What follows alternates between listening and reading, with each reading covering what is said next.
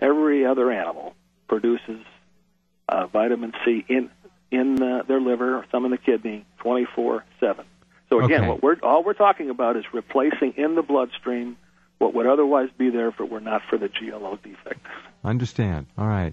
Is there any way to reverse this defect genetically? Are they talking about this, trying to change that? We have scientists on our forum, and if it is possible, anything's possible, and they know what it is. Uh-huh.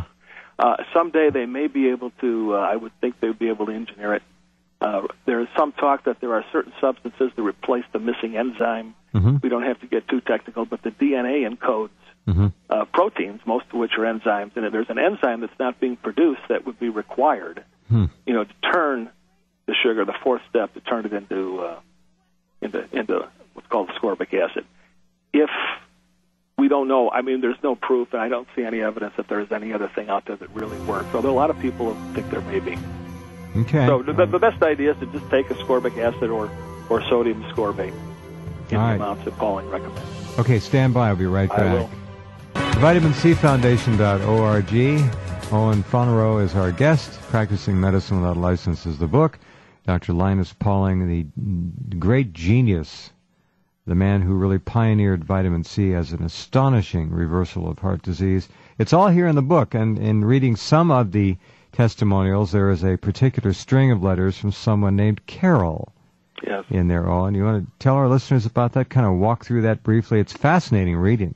It is, and Carol, when we first talked, she'd be great to have on the show. Her voice, she sounds like you, like a radio host. But she was, at the time, she'd had heart disease for a while. Oh, she's in bad shape. She couldn't walk across the room, and her doctor told her to get her will together. She didn't have long to live. Right. And she started this, and, we've posted in chronological order on the website the testimonials where she basically, within a matter of, normally, without any other kind of problems, it usually is about 10 days when people start reporting that their angina goes away. And that quickly? Yeah, especially in the early days before cardiology had some of the tricks that they're now using. These drug-eluting stents can interfere with that. So if you don't have a stent, or you're just early diagnosis and you start following this therapy, it's usually 10 days that you should have experienced a response and lessen pain.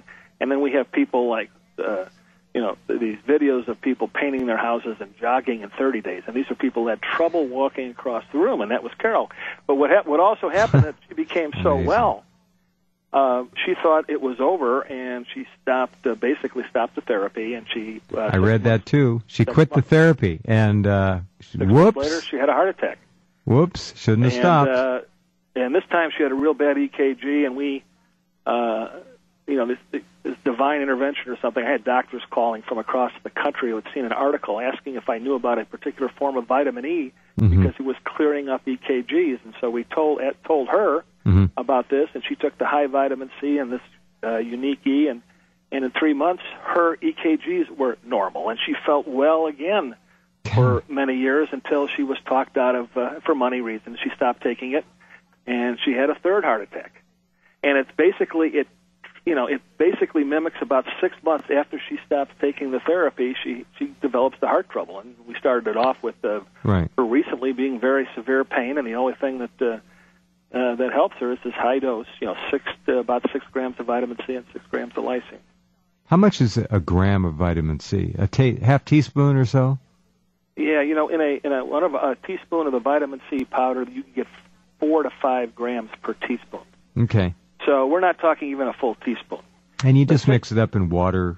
Yeah, mix it up with a little bit of juice, and that's the effect. I wanted to go back, if you don't mind, and talk a little bit, because I'm sure what happens in people's minds is when they hear that it was a defect of about 3 million to 30 million years ago is, well, we got here, didn't we? How did we get here? Some people don't think we were here that long ago, but well, that's true, and I understand that. We have a lot of debates about that, but in that case, the conundrum is even harder to figure out. Mm-hmm. But the point is of the Linus Pauling and Matthias Raff theory is that one of the major adaptions that allowed us to survive is something called lipoprotein small a in the blood. It's a form of low-density cholesterol, and it's the only form that has what's called the lysine binding site. And that's a secret that's being kept from cardiologists. They've heard about these lysine binding sites, but they think ordinary LDL has them. They don't. Lipoprotein A has it. And so what happens is as our arteries break down, especially close to the heart where there's a high blood pressure, it starts to crack. This lipoprotein A is what forms the plaster cast that strengthens the artery in the absence of vitamin C. In fact, that's how we have evolved and lived, and these species that have the defect and don't make vitamin C have elevated levels of lipoprotein A. And this is what key Pauling, and especially Pauling. You realize that this lipoprotein elevates in the absence of vitamin C. Their experiments prove that.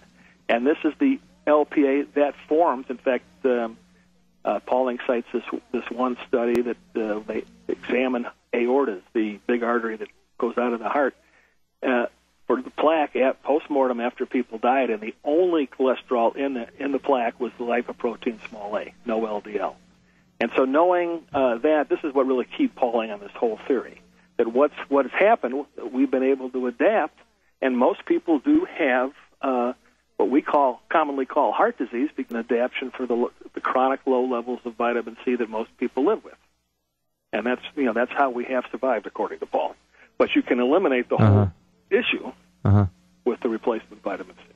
It's amazing. We have a break coming up in just a minute. Okay. Now, at the Vitamin C Foundation, you do offer the vitamin C product that you recommend. Yeah. They're Vitamin C Foundation sponsored products. We use it as a fundraiser. It's a nonprofit. There's a company behind it. But they can get a vitamin C powder. It's Cardio C. Yes, and we have the Cardio C, which is basically puts together what Pauling recommended in a drink mix to avoid the pills. And we're couldn't be any easier than that.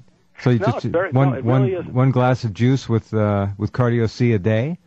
That's the preventive. If you look at what Pauling on this video said, he said about 3 grams of vitamin C and 2 to 3 of lysine would be what he would recommend for anybody. And then starting at around 6 or about 2 glasses a day, if you have any known disease, to basically, it from our experience over 12 years, as we document in the book, it does reverse atherosclerosis. Which it's hard to believe. People are saying, "Come on, how can vitamin C reverse atherosclerosis?" Because atherosclerosis is a symptom of chronic scurvy.